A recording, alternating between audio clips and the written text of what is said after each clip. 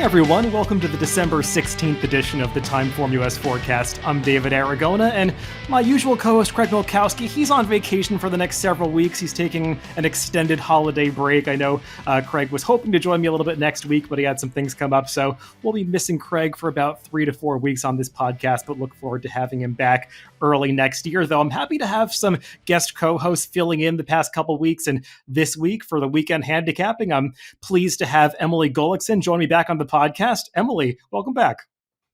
Thank you so much. Yes, happy to be here. Love working with you. As I've told you in the past, I'm a big fan, so looking forward to talking through this Oaklawn card. Yeah, and as Emily said, the focus for this podcast is going to be Saturday's card at Oaklawn. And Emily, just looking at the first few weeks at Oaklawn, I've been really pleased with the racing product there. I know some people like to explore turf racing in the winter and other circuits, but the past couple of years, these weekend cards at Oaklawn have really been stellar. Yeah, it has been, and it is kind of interesting too with the change in the calendar this year, starting in December. Because even when I'm talking about horses, I'm like, when this horse ran last year, and it was like, well, actually ran this year, but because we're so used to each year and starting off in December versus January. There's some 2-year-old Arkansas bred races, which typically don't happen, and then it's kind of interesting too because. After this weekend, they're going to take a break and not starting back up until the 31st. So even though it's just one weekend off, it's kind of interesting in terms of the start of a meet and horses' form cycle, just as far as horses getting timing. So watching these first couple weeks, watching the barns, trying to get a feel, I lean more on recency. So, barns that are hot and cold, riders that are hot and cold, I pay attention to that.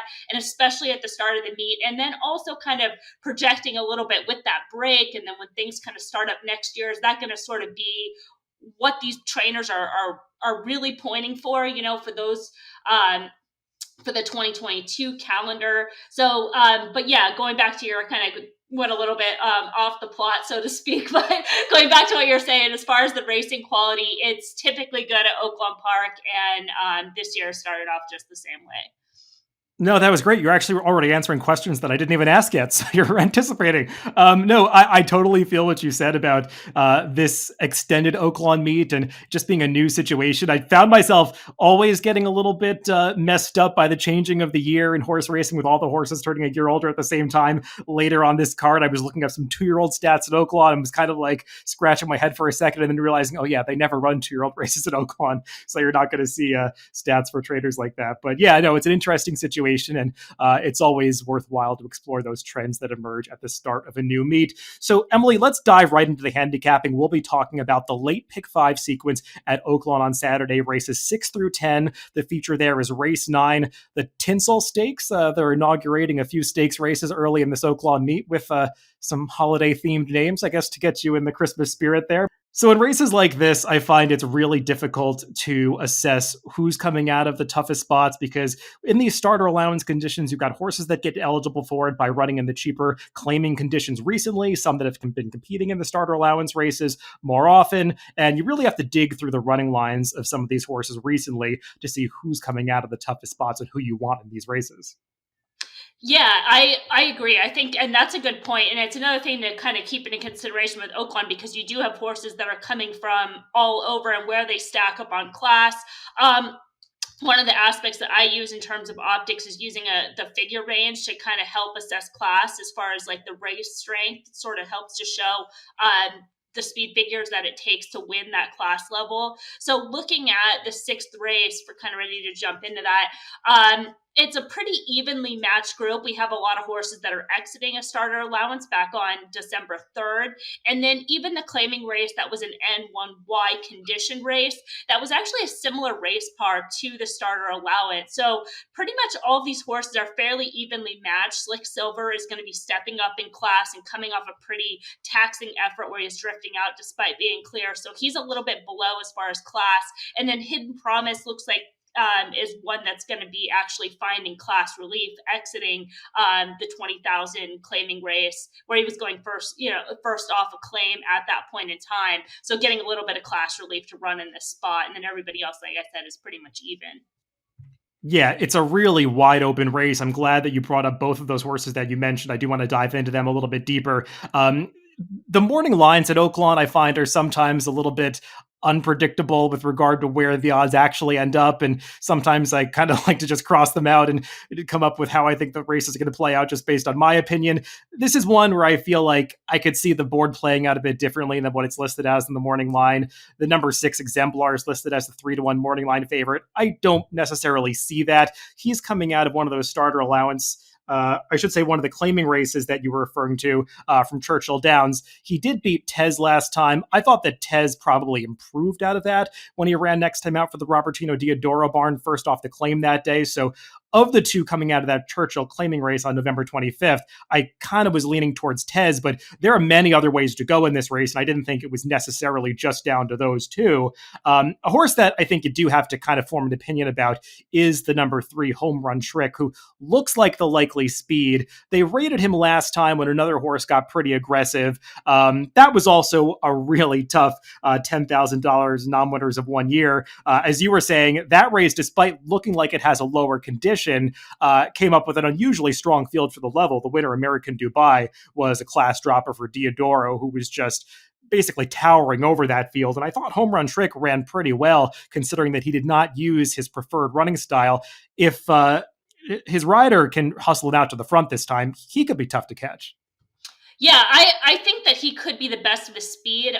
This is a race I actually wrote it for Brisnet and wrote that exact same thing, that I think he is going to be best of the speed in here. However, there are other horses in here that want to be close on or near the lead, not necessarily need the lead types, but horses that could kind of keep the pace a little bit faster early. And so just for this distance, a distance that he has shown some limitations at in the past, that could come into play, but I think he could also have a pace advantage, and that has carried on this course in the past. The one thing, if we, just to kind of touch on Tez and Exemplar, because Exemplar was actually entered in that December 3rd race, was the 5-2 morning line favorite in that race, and really didn't take any money, and then was a steward scratch in the paddock. So I don't know if they kind of knew he wasn't going to run that day or what, but that barn has also been pretty hot, so I think it could go either way, those two being favorites. But yeah, sorry to kind of go off track.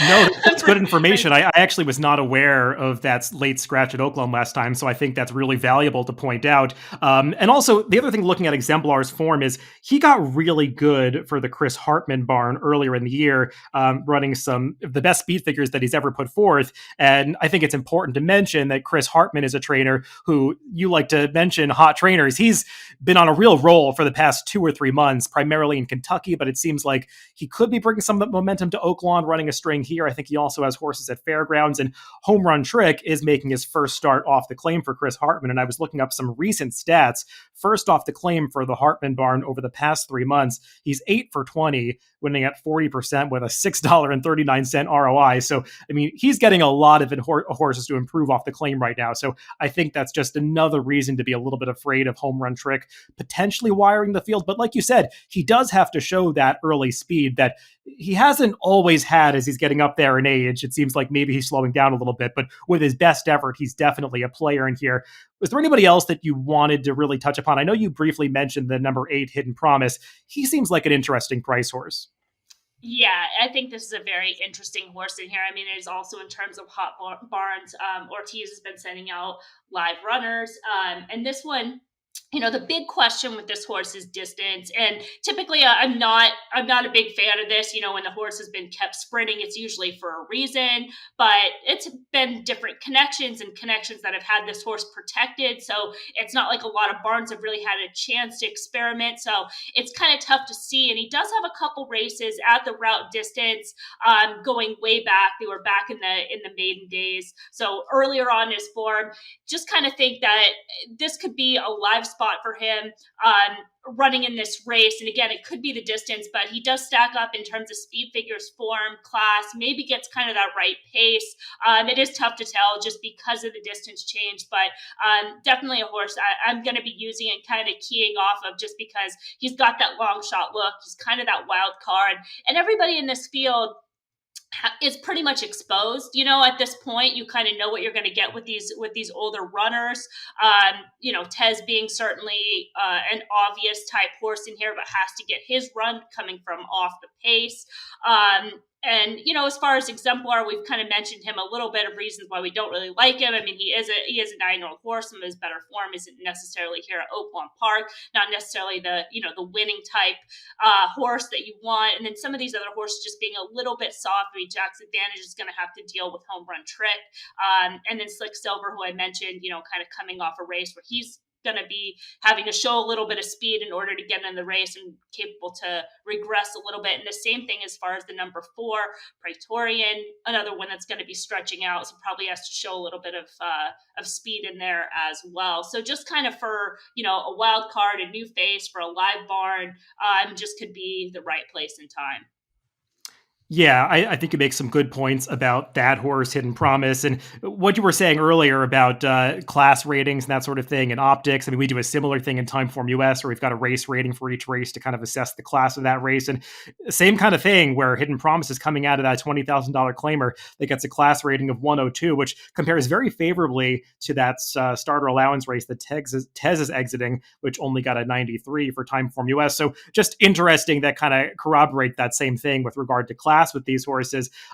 This is a race that I do want to make an effort to try to narrow things down a little bit because the sequence gets kind of complicated later, at least for me, with some of the maiden races that we have coming up. So knowing where things are going to go, where I might want to spread in future races, I do want to narrow things down a bit. So I was kind of honing in on Home Run Trick. Tez, I'm always afraid of the Diodoro barn in these dirt routes at Oaklawn. He just has fantastic stats in these races, so I'm afraid of that horse. And the number 5, Slick Silver. The track at Oaklawn is likely to come up wet on Saturday. There's rain in the forecast both Thursday night, as we record this on Thursday, and Friday night. So we'll see how that plays out. But Slick Silver is a horse that has run some of his best races over that kind of course in the past. So I'd be afraid of him. And I definitely would want to use that horse you mentioned, Hidden Promise, probably more as a backup for me. I do think he'll be a price in this race, but not the kind that I'd want to leave off my tickets if he is a nice price like that.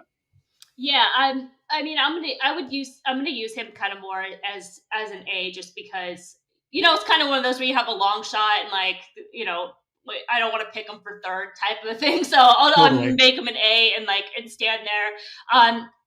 Tez is just logical. I mean, I'm not against him where I'm not going to use Exemplar, even though he could certainly win. So I will use Tez. As far as Diodoro, I wouldn't.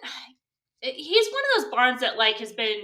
It hasn't really confused me, but typically his horses, and as you mentioned, just has excellent stats and runs really well here at Oaklawn Park. And his horses are running well this meet, but it's not like last year where you'd have these horses that look like they're going to win, and then they were just they're just dominant, right? The horses that are winning this year, they're just doing enough to win. So I don't know how that's going to kind of change in a few weeks. I'm kind of following that just as far as, track trends, but using Tez and Home Run Tricks as Bs. So a little bit narrow for me, kind of 3 in that leg. Let's move on to race 7 at Oaklawn. This is one of those 2-year-old maiden races that I was mentioning. This one is for the fillies going 6 furlongs. And Emily, we've got a lot of first-time starters in the mix, though we do have a couple of horses with experience who I think we probably should start the conversation with. Actually, more than a couple. We've got 3 that I think all are contenders in this race. Icy Stare Down is listed as the slight favorite on the morning line, and going out for Brad Cox. I mean, this horse had a decent debut at Churchill Downs. She's got some pedigree. Definitely makes a certain amount of sense in this race, but feels like the kind of Brad Cox horse that could attract a lot of money. And there are definitely other ways to go in here. Yeah, absolutely. I mean, I think that's probably the approach to this race in general, just from a basic handicapping standpoint, is starting with the horses that have run and what are you going to do with them. As far as Icy Stare Down, I think that she will be favored for those reasons, just because it's going to be a default pick to people where they're going to go, oh, well, she was favored first out against Brad Cox and getting Lasix and Giroux and who else am I going to pick? So I'm just, I'm going to go there, right? That just feels safe. And to me, I mean, her debut was fine. It didn't excite me. I wasn't, I didn't watch the race and was wow, can't wait till she runs back. She could certainly win, but it wasn't anything that is going to scare me. And I kind of felt the same way with, Runaway Wife. I mean, she ran fine in her debut. Her stablemate crushed that field, and Runaway Wife is a shorter price. She could certainly win, but watching that race is not necessarily the horse that I want to go back to. So, I mean, of the horses that are run, it's kind of reluctantly. I mean, Mama's Got to Run again. And probably, I'll ask your opinion on her because she's coming, she debuted out in New York, but Amos sending out live horses and just kind of seemed like they've regrouped with her and she's got speed and like that just might be enough, a hot barn and speed and an aggressive rider. What was kind of your opinion there, just sort of knowing her from those first couple races? I feel like I'm leaning in a similar direction to you, where I saw a lot of the same things in the debut of Icy Stare Down. I mean, she ran well. I get why she was favored. I mean, she's coming off a 2-year-old sales work where she went 9-4 back in April. So horses like that, for hot barns like Brad Cox, they often do take a lot of money in their first starts. And I thought she ran okay. I wouldn't say that she showed the kind of blazing speed that I would have been expecting from a horse that worked so fast at the sale. She was just kind of one pace the entire way. So she can obviously improve. It's not like Cox is a barn that always has them cranked up to win their debuts. They often do better over time. But I think might be a race with some quality to it. And Runaway Wife, she's also coming out of a race that, like you said, the winner was really impressive. It was one of those races where I felt like the winner was the only one that got the memo that the race didn't end at the 8th pole because everybody else just kind of was stopping at that point. She ran okay up until that, and she's turning back a little bit in distance here. So I wouldn't be surprised if she took a step forward for McPeak. But I kind of agree with what you were getting at, that Mama's Got to Run might be coming out of the best races. I mean, you could just see some of the names of the horses that finished first. I mean, Dreamlip obviously has become a graded stakes winner since stretching out, but she ran well in her debut behind that filly. Second time out, I know she finished 5th as a 3-2 favorite at Saratoga, but that's been a very strong race. I mean, Gerrymander came back to win the Tempted and placed behind Echo Zulu. Distinctly Possible placed in, I believe, the Alcibiades. Amore, who was 3rd, she's since broken her maiden, seems like a good horse. And that was also a race that featured a pretty fast pace for that distance at Saratoga. So it kind of helped things fall apart a little bit. And she was the one that forced that to happen. And then she came back at Churchill and again ran into 2 really good fillies and Sweet Danny Girl and Famed. Both have since come back and run against Stakes Company. I think Sweet Danny Girl actually won her next start. So I agree with what you said. I mean, Tom Amoss, he can bring live horses to Oaklawn, and she just seems super logical. Among those with experience, I'd be tempted to lean more on her because I do think she'll be a better price than Icy Stare Down. But there are a couple firsters in the mix that I do think we've got to talk about, particularly drawn down towards the inside. I mean, you always have to respect Steve Asmussen with these horses, and he's got Hot and Sultry in here. Certainly some things to recommend about this one. Yeah, no, I agree. I think I'm going to spread with a few first-time starters, with her being certainly one of those. A steady, they had her training earlier this year, obviously had a little bit of a setback, has been on track as of late, and kind of seemed like they were waiting for this spot just as far as, the location and the timing of her work. So certainly makes sense in here, and Asmussen has been bringing live this meet. Yeah, she's got an interesting pedigree. I know you're not really big into diving too deeply into the pedigrees. I mean, Speightster's had some win early success. The Dam has produced Tracksmith, who's more of a turf horse, but there is a lot of speed on the bottom side. I mean, she descends from the family of Extra Heat. So it's interesting kind of mix there. Steve Asmussen has great stats with firsters at Oaklawn in dirt sprints in general. So I think you do have to respect her. An interesting firster that I was just kind of looking at as one that could have a lot of speed is the number 3 Chesterette, who comes in from Remington for Bart Hohen's, got some fast works showing. She's by Practical Joke, who's had a lot of win early success this year. She also had a 9-4 workout at the sale back in April. So she's one that I found a bit intriguing that could be a decent price in this race. But there are others to talk about. I mean, were there any other firsters that you were interested in that could go off at better prices?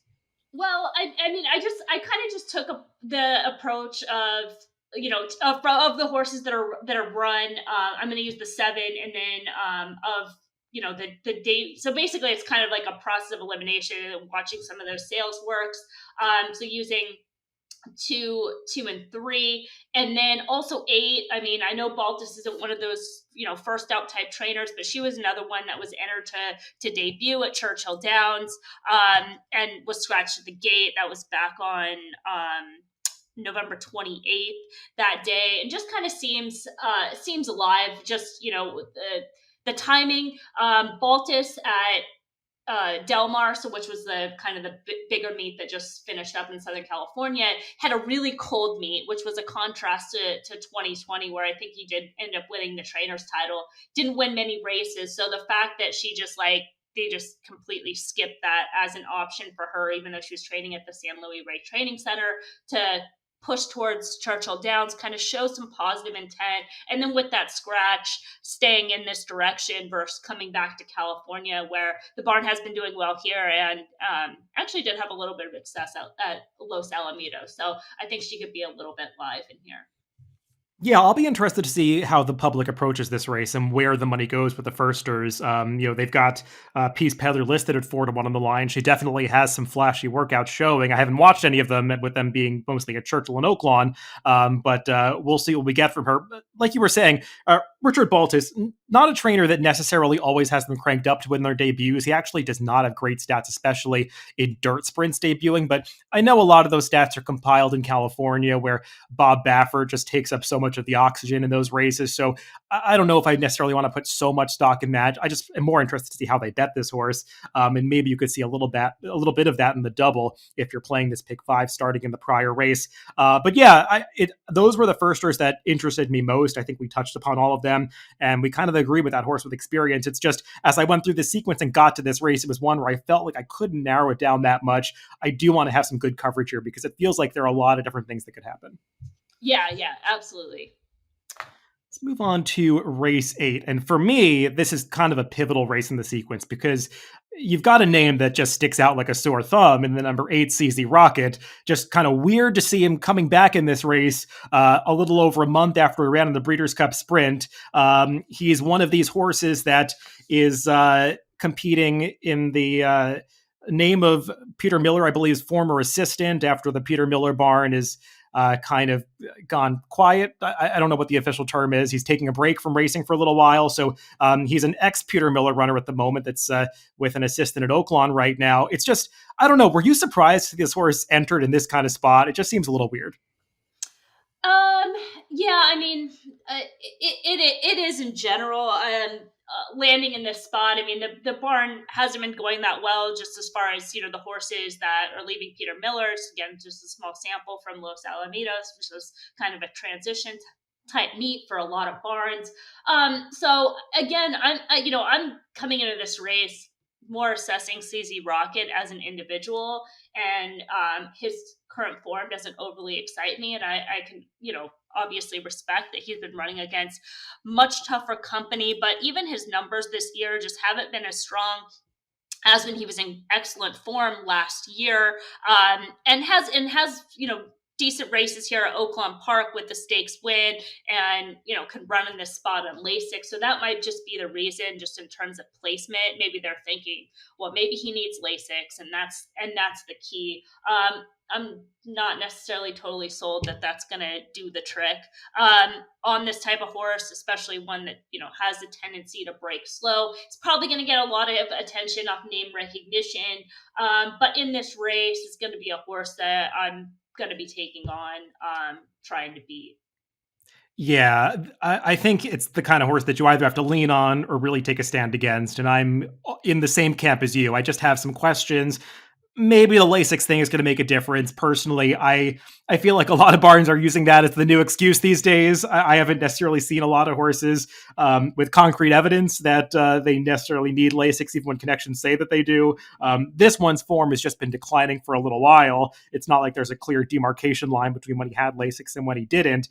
And when he was competing at Oaklawn, even earlier this year, he just had more tactical speed. Even though he was still a closer, he would drag his riders into the race a little bit more. It just seems like lately, Florent Giroux has to really get after him just coming out of the gate to get into stride. And I don't always like to see that with these horses. So I feel like maybe he's heading in the wrong direction. I wanted to go elsewhere. And when I look through the rest of the field, for me, it just kind of, the logical next one in line is Mucho, who just feels like a horse that's in good form right now. And if he can bring that Churchill Downs form to Oaklawn, he just seems like a really logical player in here.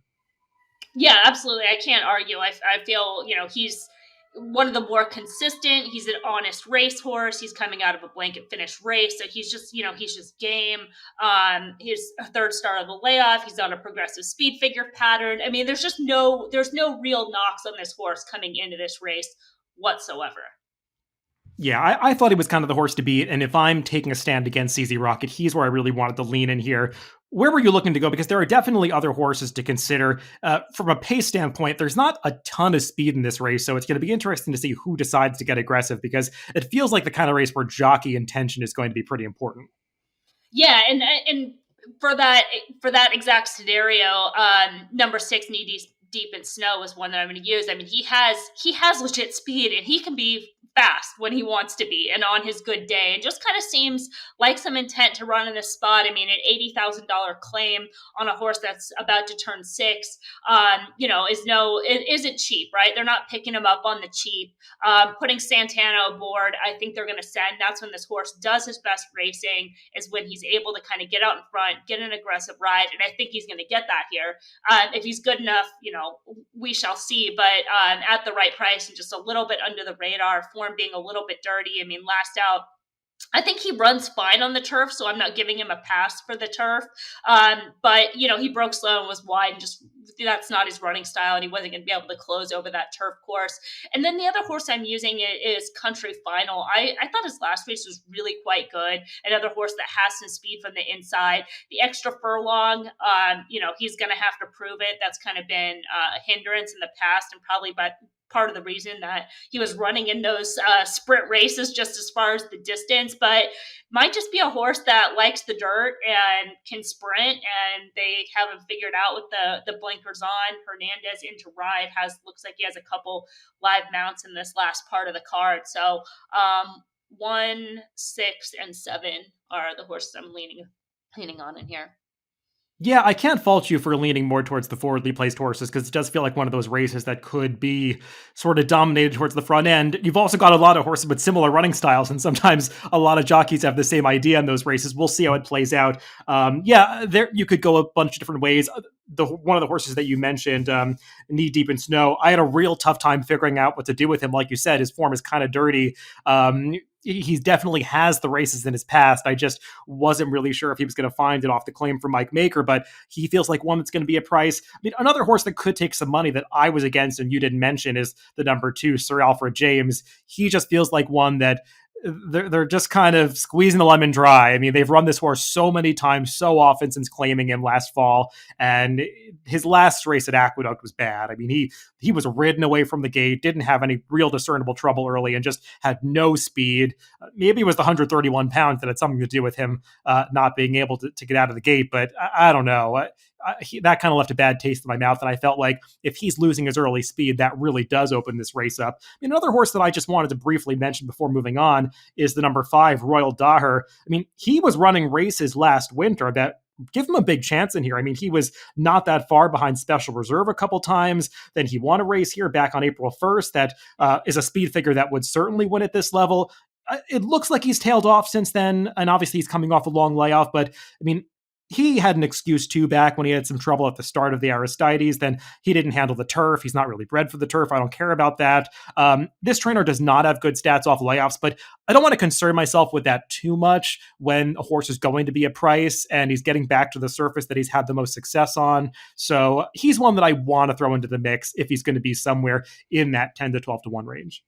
Yeah, I mean, I think your angle on Royal Daher is sort of where I'm at with Knee Deep in Snow, is just sort of like he's sort of a win or run out type of a horse that's going to be a price, and just I'm willing to take a shot in that situation. I mean, Royal Daher, he's won off a layoff in the past, a similar type layoff, in fact, but was a softer race condition than today's race.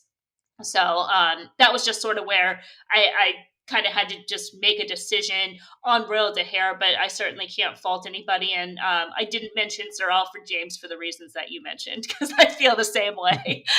Yeah. Let's move on to the festive portion of this Pick 5 sequence and discuss the Tinsel Stakes, the penultimate leg, going 1 1/8 miles for the older horses. And Lone Rock is a really interesting presence in this race. I mean, obviously, Robertino Eudora has 2 runners in here, but Lone Rock feels like the one that's going to take most of the money. And what do you do with a horse like this that's really gained his claim to fame in marathon races? And he's been pretty consistent for the entire season running in those types of races, going a mile and a half out to a mile and three quarters. But it's not like he was ever a superstar going conventional route distances or shorter in the past, even though he's run well doing that on occasion. What do we make of him turning all the way back in distance, probably as the favorite in this race? For me personally, I'm not gonna use him. In the sequence because he's going to be favored maybe by default for those races, for those numbers. And I'm not a big fan of that change. I think horses, it's kind of a specialty, sometimes like those shorter turf sprinters or marathon type horses. I mean, it's a big change, even though this is 9 furlongs and he's obviously certainly capable. They've been running him longer for a reason, and that's where he's been having the most success. The Temperance Hill, which is typically in March, is going to be in April this year, second off, and he was obviously really well meant on the Breeders' Cup undercard for that race. So this spot just kind of feels like we're gonna run here, but I think he stays sound. The Temperance Hill is where they're really looking on the calendar. And then as far as stablemate Thomas Shelby, I mean, he has enough early speed that maybe gets out in front and goes clear. And Diodoro has had some long shot front running winners, and I think that would be the strategy in here. However, it is worth mentioning that he's cross-entered on Sunday in another spot. So if he doesn't run in this race, it does change the pace scenario a little bit. And then, it really does kind of shake things up because he looks like a horse that's going to be, going right from the start. So if you don't have him in the race, the whole pace scenario kind of changes a little bit. But of those two Diodoro horses, if the 6 days in the race, I would use him just for that gate to wire threat and try to beat Lone Rock. Yeah, that's really interesting. I did not look at the Sunday entries yet. I wasn't aware that Thomas Shelby has entered again. He's a really important component to this race because it does seem like he's got that need the lead running style. And I know that was a problem when Warriors Charge ran against him at Keeneland 2-back, or last time for Warriors Charge, 2-back for Thomas Shelby, because Warriors Charge, he's been one of those horses that does his best running when he can control up front in the past, but with age, he's lost some of that zip coming out of the starting gate. And even though he was hustled by Florent Geroux in that race, he could not quite ever get on terms with Thomas Shelby until it was almost too late when they were hitting the wire. So that concerns me a little bit about Warriors Charge with Thomas Shelby in the race. But with Thomas Shelby out of the race, they might just be handing the lead to Warriors Charge, and that makes him dangerous for sure because he's got the back races that make him really tough in here. As for Lone Rock, I kind of agree with your assessment of playing this sequence with him in the mix. There's probably going to be a lot of money going through him, even though people don't fully trust him. You just see all those ones, all those victories. He's such a name recognition horse, having competed on Breeders' Cup weekend. You feel like he's going to be a default horse for a lot of horses in this sequence, and you do well in these pick five sequence going against the grain by trying to get around horses like that with clever ideas. So he's one that I would want to de-emphasize in this pick five sequence, like you said, even though I believe he has the talent to win this race. It's just the thing for me with Lone Rock is I know he looks super consistent, but as I parse his form, he was like otherworldly on Belmont Day in the Brooklyn. That performance was just off the charts good. I mean, he destroyed Tis a Magician, who's a good horse. And ever since then, he's but my point is, sorry, Tis a Magician fans. I did unfortunately pick him over Lone Rock last time. Unfortunately, but since then, I feel like Lone Rock he's been okay. I mean, he did what he had to do in that race at Saratoga. He was against a bias at Belmont when he lost, but still, that was a vastly inferior field. And he was okay beating Tis a Magician last time. I feel like he's not the kind of monster that maybe that Brooklyn performance suggested at the time. He's kind of come back down to earth since then. So I do think he's beatable in here is what I'm trying to get at. I respect Thomas Shelby. I always am afraid of these Robertino Diodoro horses. I was looking up some stats. Robertino Diodoro has outstanding numbers at Oaklawn in dirt routes coming off victories. His ROI over the past 5 years doing that is over $4. I mean, these horses that he gets into form and moves up in class at Oaklawn just seem to deliver. So Thomas Shelby really fits that bill, and he'll be a price, I would imagine, if he starts here. But Emily, is there somebody else that you were looking at, or would you want to be leaning on Thomas Shelby if he comes out specifically? How would that change the race for you? Well, no, I mean, I'm going to lean heavy on Title Ready. I think Title Ready is super live in this spot, and he has enough tactical speed. And even if Thomas Shelby comes out of the race, just his class alone, he's capable to sit closer to the pace. I think this is probably part of the reason why Brian Hernandez Jr. is riding this card. Again, I think he fits just in terms of his form cycle and in this spot, and in terms of his class and speed figures. Second off the layoff, getting back around 2 turns. So that's the horse I'm keying off in this race. I mean, that's certainly an A-type horse, not using Lone Rock. And Thomas Shelby would be a backup just for that one scenario where the horse, got clear. But again, even if he scratches, I'm still looking at the race and kind of every which way. I still think Title Ready fits in this race completely. Yeah, we have a very similar opinion here. I think we both had favorable views of the Dallas Stewart horse in the stakes race last weekend, who connected at a nice price. So hopefully, Lightning can strike twice with Title Ready in this race. Yeah, I saw a lot of the same things here. He's one of these classic Fipke horses that every so often he's just running in spots he doesn't belong in, like the Breeders' Cup Classic, the Dubai World Cup. I mean, those are going to muddy up his form. But when he's running in the right kind of races, this is a horse that generally shows up with a good effort. And I agree, he has a bit more tactical speed than some of those recent efforts might indicate. So I felt like that last race at Churchill was a perfect prep for him. I like him getting out to the mile in an eighth. And yeah, we pretty much agree here. And we'll see how they bet it. I mean, I don't really know how much money Lone Rock is going to take because he's a weird horse to assess in this race. But if we could get somewhere around that 9-2 on Title Ready, I think that's a fair price. Yeah, I mean, I think he will. I think Lone Rock will be a heavy favorite here for just a lot of those reasons, because he seems logical, because it's Diodoro, and this is what he does, and like that just puts extra weight on the horse, and certainly in a pick five will be a horse that people are going to use in that quote unquote defensive type area. Where I'm like you, I want to spread in those maiden races where I really don't have an opinion. I don't like anybody. I want to just use horses a little bit more. So I'm not going to waste on a chalk that I think could be beat, which is certainly sort of the way I feel with him, especially a horse I think is super live in Title Ready. And as you mentioned, coming off last week, that shows some good momentum and positive intent. Well, speaking of maiden races and not liking anybody, that seems like a great segue into the last race, which closes out this sequence, going a mile and a 16th for the 2-year-olds. Maiden special weight, full field signed on with a couple of also eligible entrants that could get in. But wow, this is a pretty wide open affair. I guess the number 5, Quick to Blame, is going to be where everybody's eyes dart when they look through this race, because he's got that classic look of a Brad Cox second-time starter, figures to improve. Like we said before, Brad Cox, not a trainer that has great first out numbers, even though he gets bet quite a lot first out. He doesn't win that often doing it, but his horses typically do improve second time out. I don't know. I mean, what did you make of this horse's debut? Kind of like the one earlier. I can't say that I loved it.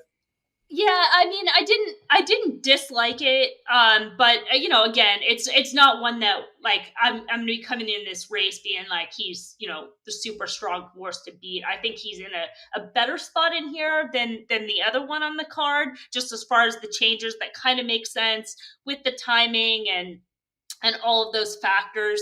But my approach on this race was I kind of spent a little bit of time, but I went really, because again, sort of like that, you don't like anybody. So like a process of elimination of which horses don't I want. So the horses that ran for a tag are just kind of automatic X's, and Mountain Pine might end up being in for a tag, even though he's a second time starter. So then you're looking at, a lot of these horses that are lightly raced coming out of the Churchill Downs races. Number 1, Bon Bueno. I mean, he lost the rider at the start, and is a terrible gate horse. He just breaks slow, and that's a little bit of a liability, especially when you have the rail. But he ran this middle fraction that was like, I don't even know, could be 21. Like he went nuts. And so maybe that race is a little bit taxing for him, but he can run a little bit once he can kind of put it together. So, I could see people using him.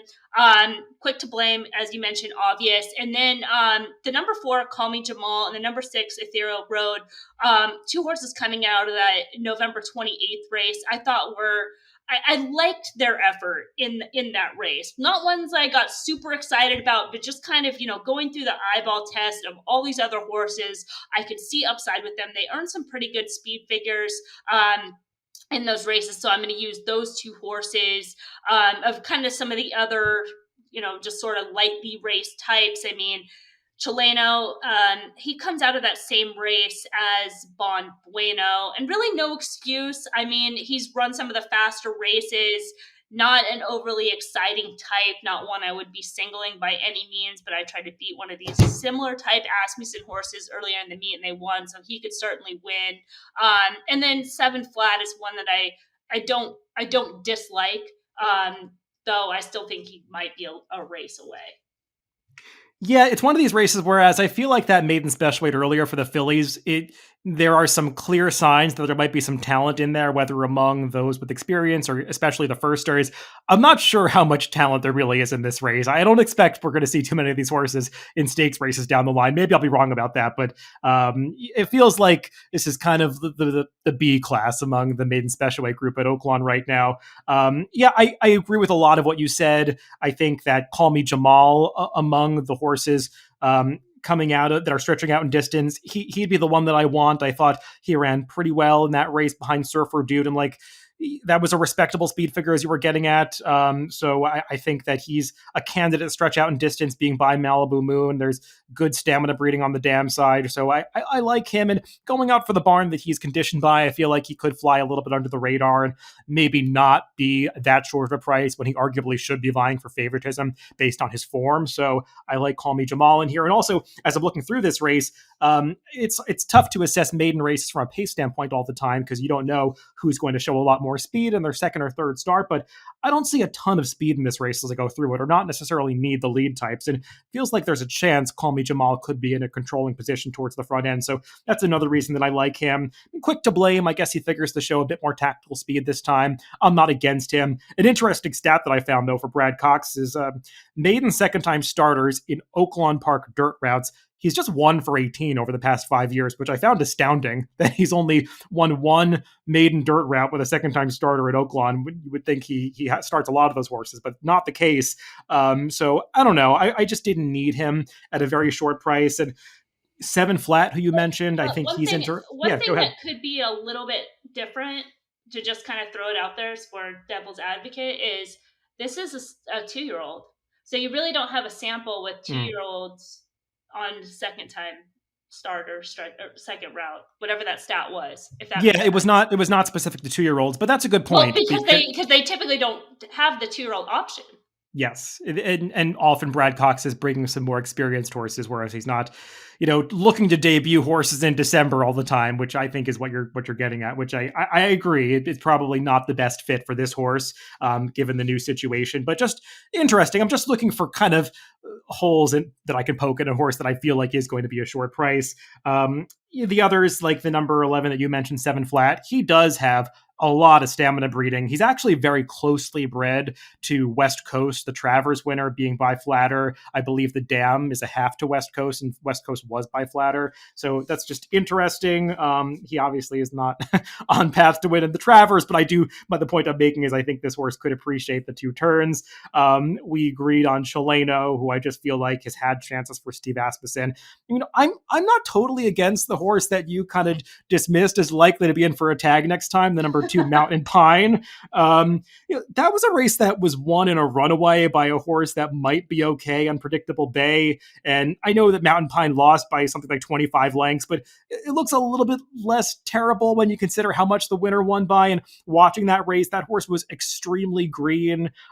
He looks like the kind of horse that should appreciate added ground. And John Ortiz is a trainer that has really good stats with some prices hitting with second-time starting maiden. So that's not a horse I want to totally dismiss, because I don't think this is necessarily that high quality of a race. And I'm not going to be surprised if somebody takes a big leap forward that it couldn't be a horse like this. So he's one that I would want to use. that's absolutely fair, and it's a super good point. I'm going kind of off visuals, and sometimes can be a little bit harsh when I'm trying to really narrow it down. So this is the type of race where a horse like that might not wouldn't be any crazy surprise. No, I liked what you also had to say about Bone Bueno. That's interesting about the last race. Obviously, I didn't even go back and watch with the horse losing the rider. It wasn't that important to me. But no, it is. Everybody should go back and watch it. No, because I was. It's wild. I was gonna make the point.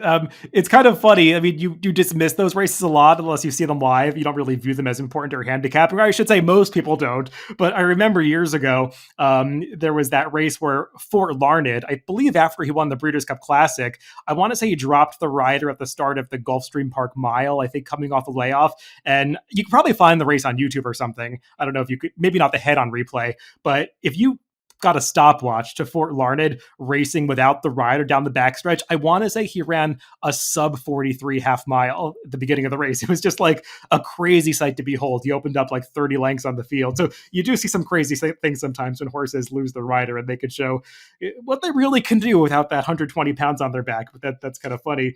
No, I think you make a good point about that horse in particular, breaking from the inside. He's one to use in this race, but we probably agree on the fact that this could be a race where you want to spread late in the sequence. So, Emily, looking back, just do like a brief recap of where you're looking to emphasize in the sequence, how you might construct the ticket, and if people are looking to play this, how might they want to go about it? Sure. I think the first race, which is race 6, going back to I'll be a little bit heavy on a 15-1 because that's my style of play, but using the 1 and 3 as well in that race. So getting a little bit of coverage in there. The second leg, which is race 7, that's that maiden race, is probably a race you want to spread, whether you want to kind of take a stand with some of those horses with experience or first time starters. I'm going to use a little bit more of the first time starters and just use the 1. I shouldn't say the 1. But the 7 of the 3 of the experienced runners. Race 8 is the Mucho race. So using 1, 6, and 7 in that race. Race 9, kind of leaning heavy on the 4. Title Ready, and then this is another spread race to close out. So really my opinions in that race are in this sequence in general, trying to beat one of the 2 favorites in race 6, that number 6 exemplar being that horse, and then in race 8, and then in race 9, taking on the number 2 Lone Rock. No, that's a really good breakdown. We have a similar take on some of these races, probably just differing a little bit, maybe particularly in the maiden races. In the first leg, like I was saying, I want to try to narrow it down a little bit. It's probably a race where I would make the only A horse. I'm just like talking about it from an ABC standpoint. My only A would be the number 3 Home Run Trick, who I really do think is the horse to beat in there and could control. And I would use as my main backups Tez, Slick Silver, and Hidden Promise, that long shot that Emily was giving a push to. The 7th race is a spread race for me, like you were saying. Of the horses with experience, I'd push Mama's Gotta Run a little bit. Of the firsters, I'd push Hot and Sultry and Chesterette. And then I would try to look at doubles, see if anybody's taking surprising money and formulate the backups based on that. I don't think I'd want to let horses like Runaway Wife and Icy Stare Down knock me out, but they're not A horses that I want to emphasize. The 8th race, it's a really tricky one. I would definitely lean on Mucho. I would de-emphasize and probably not even use CZ Rocket. I think you want to try to beat him in this kind of sequence. Royal Daher, definitely a backup for me. I thought Emily made some interesting points about Knee Deep in Snow. I could definitely use that horse. But it's a race where you probably want to get a little creative if you're trying to beat the favorite, because some weird things could happen. We had the same opinion basically on the stakes race. We're both emphasizing Title Ready. I think Thomas Shelby is an interesting backup if he does start there. And then the last race, spreading, I would lean a little bit on Call Me Jamal if I'm leaning on anybody, but I would use some backups like Mountain Pine. I would use for sure 7 Flat, maybe even on the same tier as Call Me Jamal, because I think he's an interesting price horse, but definitely a race where you can spread a little bit. And Emily, I did not find this to be an easy sequence whatsoever. And if either of us is right about it, it's probably going to pay pretty well. No, and actually, I was so happy because we kind of just were talking about like what race you go, and you picked this sequence, and I'm like, this is the type of sequence I want to talk about because so much attention from people like us, like in the industry, gets on these stakes races, and these races they're harder, in my opinion, Yes. right? Because you're dealing with horses that go in and out of form. Horses, especially this sequence, which is even a little bit tougher with the first time starters, kind of getting in there. But yeah, I think it's a tough sequence, and I think we gave out some good information, and right in a couple spots should pay pretty well. Now, hopefully we get lucky. And like you said, hopefully we gave out some good advice. I had my friend handicapper Caleb Knight on last week, and we gave out some pretty good advice that managed to hit the pick five sequence. So hopefully something similar plays out this week. It'll be tough to do 2 weeks in a row, but it'll probably pay well this week if either of us is right about it because we're both taking some shots against favorites. Emily, I really appreciate you coming back on the podcast. Always, you give great information. So tell everybody briefly where they can find your stuff if they want to follow you. OptixEQ.com. So I'm covering, as far as optics notes, Oaklawn Fairgrounds in Southern California. But as far as the team, we've got everything from Turfway, Aqueduct, Gulfstream Park. I feel like I'm even leaving a few out, but pretty much all the main tracks this time of year are covered as far as optics notes. California's on a little bit of a break, but obviously picks up on December 26th. So I'll be doing daily selections for our Southern California over at Brisnet. And then Circles and Squares, which is also on Brisnet, is sort of it's a handicapping, utilizing optics, but also, looking at a race and sort of my process of the way I approach it. And I try to come up with some creative spots and pick some races that I think will be, looking at the sequence that could produce a price or be a little bit tricky or a little bit more than meets the eye. So it's not necessarily so much as doing like a telt pick, but I really want it to be a little bit more educational as far as, using some of those fundamentals and ideas to create value elsewhere. So that's always free. So again, Brisnet and then OptixEQ.com. Great stuff. Definitely follow Emily if you're not, because she gives out some very good information. Emily, once again, thanks for coming on the podcast. Really appreciate it. Everybody, thanks for listening this week. You can always catch these podcasts on DRF.com, Spotify, Apple Podcasts, and YouTube, wherever you get your podcast. Just make sure to subscribe to the Daily Racing Form channel. Just a bit of housekeeping. Probably going to lay low with the podcast next week with the holiday coming up. We'll take a bit of a break, but I'll be back before the end of the new year to talk about some of those cards coming up for the New Year's Day week. And then I'll have Craig back after that. So a lot to look forward to in the next couple of weeks, everybody. Thanks for listening.